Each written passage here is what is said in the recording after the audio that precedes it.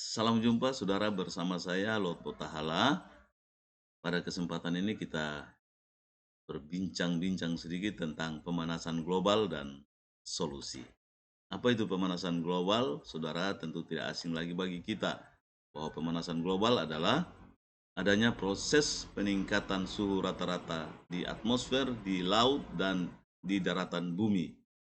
Hal inilah yang memicu adanya perubahan iklim yang sangat ekstrim di bumi, sehingga mempengaruhi terganggunya hutan dan ekosistem lainnya. Akibatnya apa, saudara? Begitu banyak akibat yang kita ketahui di sekitar kita. Misalnya, tiba-tiba hutan terbakar tanpa adanya aktivitas manusia misalnya, atau adanya atau mencairnya gunung-gunung es yang mengakibatkan naiknya permukaan air laut, dan itu kita saksikan bersama ketika kita masih kecil. Kita dapat mengetahui uh, jauhnya air laut dari laut ke darat sampai di mana, tetapi saat ini kita melihat begitu jauh bergeser dari laut ke darat. Lalu juga kita melihat ada cuaca yang ekstrim, ya. Misalnya pada musim hujan terjadi kekeringan di mana-mana, pada musim kemarau terjadi hujan badai di mana-mana. Ini semua uh, akibat adanya pemanasan global. Tentu pemanasan global ini juga dipicu oleh adanya efek rumah kaca yang terbentuk dari gas-gas rumah kaca. Ketika sinar matahari terpantul atau terpancar ke bumi, 25% energi yang dipancarkan itu dapat dipantulkan kembali oleh awan dan partikel-partikel lain di atmosfer. Lalu 25%-nya diserap oleh awan dan partikel-partikel tersebut, 45%-nya diserap oleh permukaan bumi, sedangkan 5% dari energi itu terpantul kembali oleh permukaan bumi. Ya. Di sini ada semacam selubung yang menyelubungi bumi. Inilah gas-gas yang telah membentuk gas rumah kaca. Dan ini yang menimbulkan efek yang kita sebut sebagai efek rumah kaca. Efek rumah kaca ini sendiri kita adopsi dari pembuatan laboratorium dari kaca di belahan bumi yang jarang memperoleh sinar matahari, dengan tujuan untuk menjebak energi yang dipantulkan oleh matahari itu, sehingga ruangan dari rumah kaca ini tetap hangat oleh energi matahari. Kita melihat energi rata-rata di bumi yang diberikan oleh radiasi matahari. Berdasarkan hasil penelitian ini, bahwa ada 342 watt per meter bujur sangkar energi matahari yang dipantulkan ke bumi. Dari 342 itu, seperti yang tadi sudah kita ketahui bersama, ada yang diserap oleh awan dan partikel, ada yang dipantulkan kembali oleh awan dan partikel, ada yang dipantulkan oleh bumi, sehingga yang terserap ke bumi sebesar 168 watt per meter bujur sangkar. Dari 168 watt per meter bujur sangkar, dia terproses dalam bumi, lalu menghasilkan energi yang begitu besar menjadi 324 watt per meter bujur sangkar, sementara dia pantulkan kembali sebesar 235 watt per meter bujur sangkar. Sehingga ketika kita membayangkan sungguh begitu besarnya energi matahari yang terserap ke bumi, yang membuat semakin lama bumi ini semakin panas. Lalu sumber-sumber efek rumah kaca yang ada di sekitar kita seperti apa? Ya, kebanyakan karena aktivitas manusia. Misalnya, ya, menggunakan kendaraan dengan tidak memperhatikan efek yang dimunculkan oleh kendaraan itu sendiri, sehingga bisa menghasilkan gas karbon dioksida, gas metana, gas dinitro oksida, gas dihidrogen oksida, dan lain sebagainya. Baik dari kendaraan, dari pabrik-pabrik, dari asap rokok, dari pembakaran hutan, dari penebangan hutan, bahkan dari bahan-bahan yang memicu gas yang berbahaya bagi lingkungan ini. Beberapa sumber gas rumah kaca bisa kita lihat, misalnya karbon dioksida sumbernya dari manusia berupa pembakaran bahan fosil, khususnya batu bara. Ya, waktu rata-rata tersimpan di atmosfer adalah dari 50 sampai 500 tahun. Lalu ada gas metana, sumbernya dari sawah, dari hewan, dan sebagainya. Waktu tinggal rata-rata di atmosfer berkisar antara 9 sampai 15 tahun, dan potensi pemanasan relatif yang ditimbulkan adalah 24 kali dari gas CO2. Lalu ada dinitrooksida dari pembakaran bahan fosil, pupuk, limbah ternak, dan lain sebagainya. Waktu tinggal rata-rata di atmosfer selama 120 tahun, dan dampaknya terhadap pemanasan global adalah 360 kali lipat dari dampak yang dimunculkan oleh gas karbon dioksida. Begitu juga klorofluorokarbon, yaitu dari AC, ya, dan lain sebagainya, dari kulkas. Ya, itu waktu tinggal rata-rata antara 11 sampai 20 tahun. Dan dampaknya lebih besar, ya, 1.500 sampai 7.000 kali dari dampak yang dimunculkan oleh gas CO2. Lalu kita membandingkan emisi gas CO2 pada beberapa bahan di industri, misalnya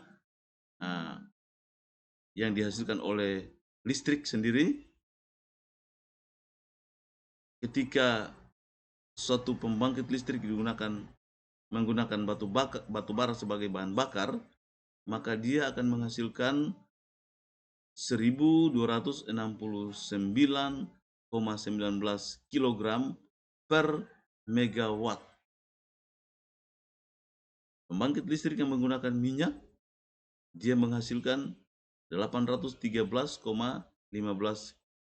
kg gas karbon dioksida per megawatt. Lalu menggunakan gas alam 569,27, sedangkan emisi gas yang dihasilkan oleh pabrik semen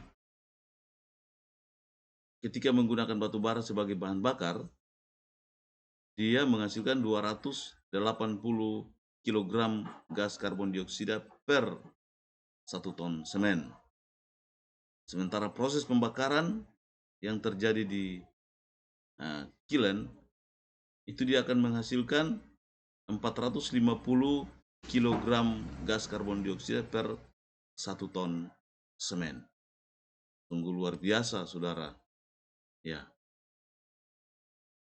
Lalu sumber pokok emisi gas karbon dioksida tiap tahun mencakup ada pembakaran bahan bakar fosil, pabrik semen, ya, itu menghasilkan 5,6 miliar ton gas karbon dioksida per tahun. Lalu dari penebangan hutan, dari perubahan tata guna lahan, pembakaran hutan, dan lain sebagainya, itu menghasilkan 0,5 sampai 2,5 miliar ton gas karbon dioksida per tahun. Sungguh banyak, saudara. Lalu gas-gas yang tidak berfungsi itu ketika sampai ke atmosfer, mereka akan saling bereaksi atau saling berikatan, ya, sehingga dapat mempengaruhi ozon. Misalnya, klor ketika sampai ke atmosfer dapat mengganggu konsentrasi ozon, karena ozon akan terputus dan berikatan dengan klor, sehingga sering kita dengar bahwa ozon sudah menipis dan lain sebagainya. Baik, dampak yang dimunculkan seperti yang tadi saya sampaikan lebih awal. Di sini ada gambaran-gambaran dampak yang dimunculkan atau ditimbulkan akibat adanya pemanasan global. Yang ini adalah tanaman pada musim hujan. Ya, kelihatan sekali bahwa walaupun pada musim hujan, tapi akibat adanya radiasi yang begitu tinggi membuat daun dari tanaman ini harus layu atau menguning, bukan lagi hijau. Pada musim kemarau, saudara, pohon-pohon kelihatan tidak memiliki daun dan kelihatan kering, dan ini memang bila terjadi terus-menerus maka pohon-pohon akan kering dan tanah akan gersang.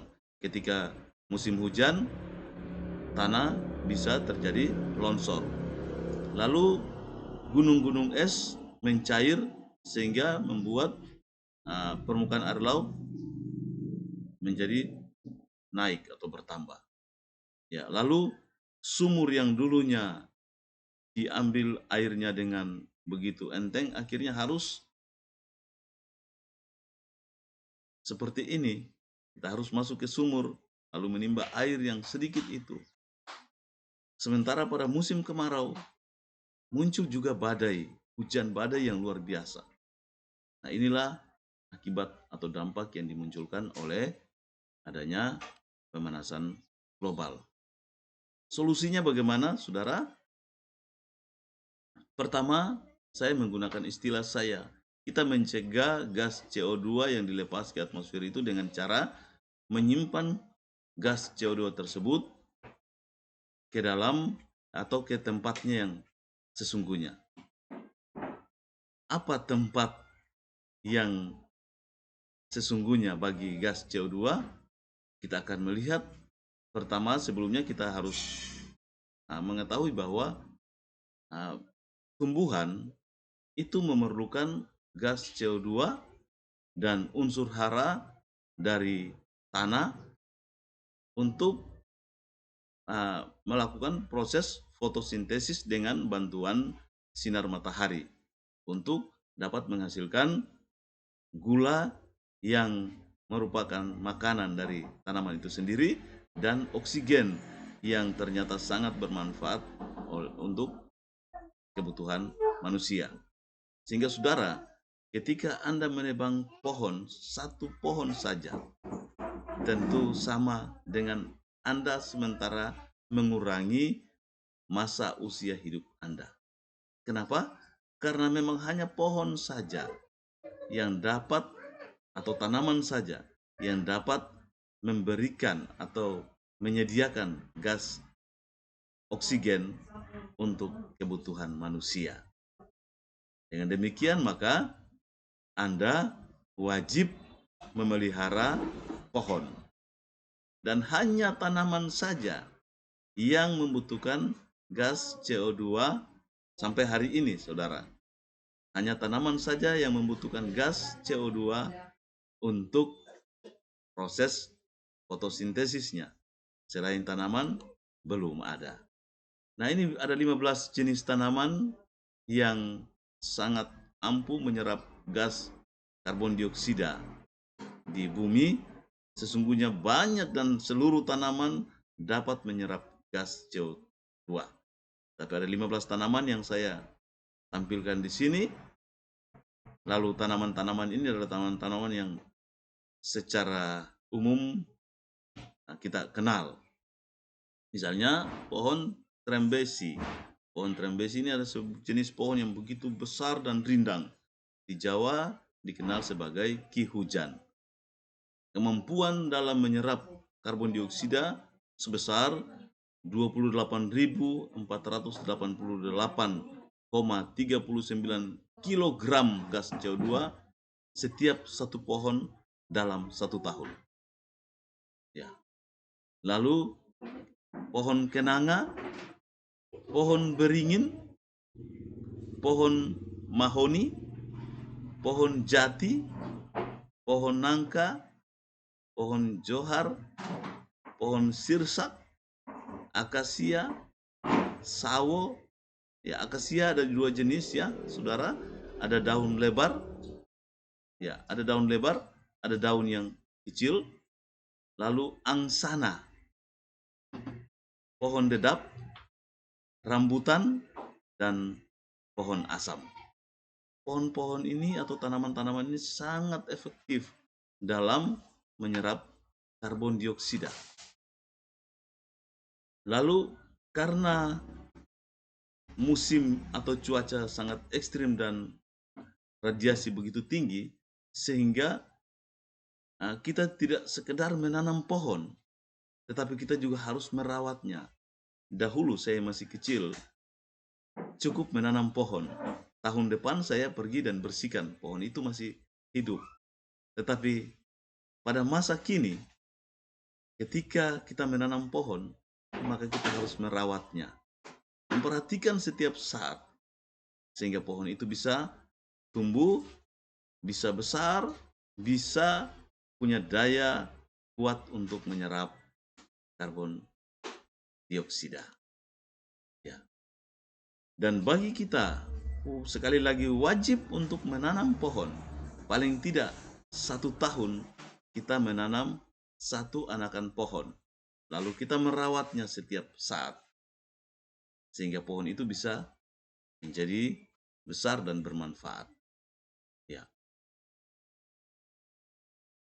Kita dapat menebang pohon yang sudah tua karena kebutuhan, tidak ada persoalan, tapi dengan satu syarat, bahwa sebelum atau 2 tahun sebelum kita menebang pohon tersebut, hari ini kita harus menanam anakan pohon pada sekitar pohon yang mau kita tebang. 2 tahun kemudian kita tanam dan kita rawat, 2 tahun kemudian pohon yang kita tanam pasti sudah besar, sudah kuat, sehingga pohon yang tua sudah layak untuk kita tebang, untuk menggunakannya untuk memenuhi kebutuhan kita. Lalu bagaimana kita bisa mengurangi gas rumah kaca itu sambil menunggu misalnya 2 tahun kita merawat tanaman?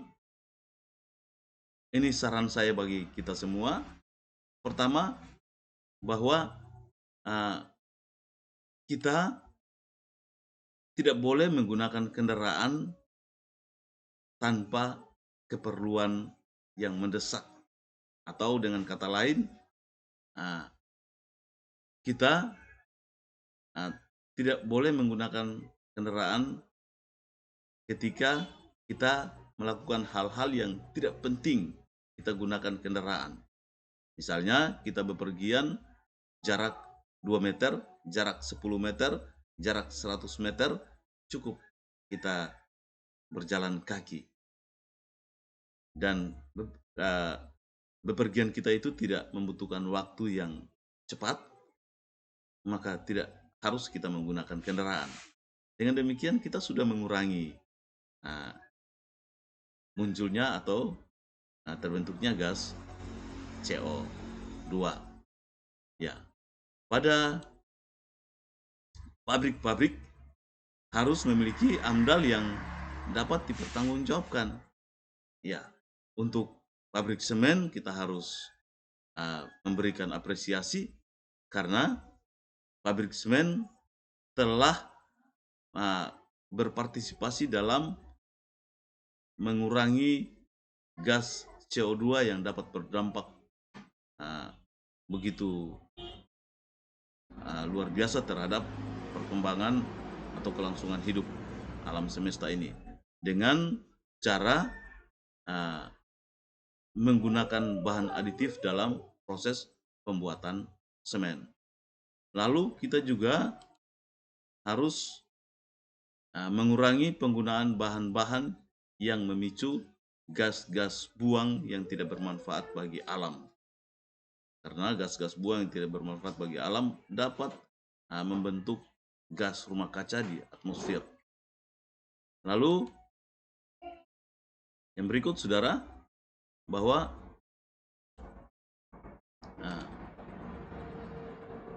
kita juga harus, bagi yang tidak bisa melepaskan rokok, harus mempunyai atau memiliki jadwal atau waktu merokok. Ya, karena selain merokok dapat menyumbang gas karbon dioksida dan gas-gas lain, ya merokok juga dapat merusak saraf-saraf dalam tubuh kita yang akan mengganggu kesehatan kita tentunya. Lalu kita juga harus menghentikan pembakaran hutan. Ya, kebanyakan orang membakar hutan hanya untuk mencari hewan untuk kepuasan diri. Kita harus hentikan itu, karena hutan adalah nafas bagi bumi ini, dan hutan adalah yang sangat bermanfaat bagi kelangsungan hidup manusia, karena hutan menyediakan gas oksigen untuk kehidupan manusia. Kita juga harus menghentikan penebangan hutan secara liar. Ya. Penebangan hutan tanpa melihat dampak yang akan ditimbulkan dari hasil penebangan hutan tersebut. Demikian saudara, bincang-bincang kita tentang pemanasan global dan solusi. Jika ada kemauan, tentu kita akan bertindak untuk menyelamatkan generasi kita mendatang ini dengan merawat alam sebaik mungkin. Sekian, salam peduli alam. Terima kasih.